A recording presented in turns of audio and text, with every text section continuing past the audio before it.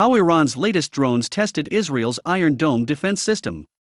Experts believe Iran is supplying Hamas with the means to set up its own defense manufacturing industry. Israel's vaunted Iron Dome defense system was severely tested by a battery of drones designed and supplied by Iran, experts told The National. During the recent conflict, Tehran supplied Hamas with equipment and technology for the extremists to set up their own defense manufacturing industry to launch attacks from Gaza. The threat from the barrages during the 11-day war led Israel to deploy its missile interceptors on the back of frigates patrolling the Mediterranean coast to defend gas installations and the mainland.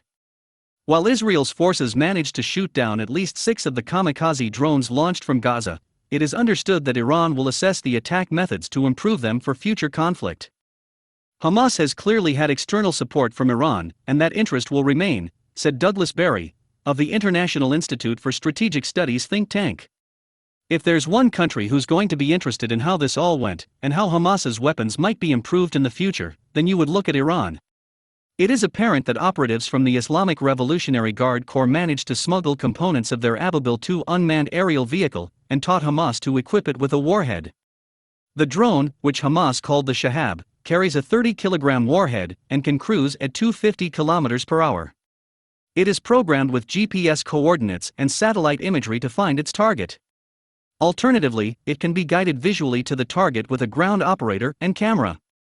With Iran's help, Hamas has developed quite a large number of not terribly expensive munitions, which can be sent to hit fixed targets at long range, said Justin Bronk, of the Royal United Services Institute think tank in London.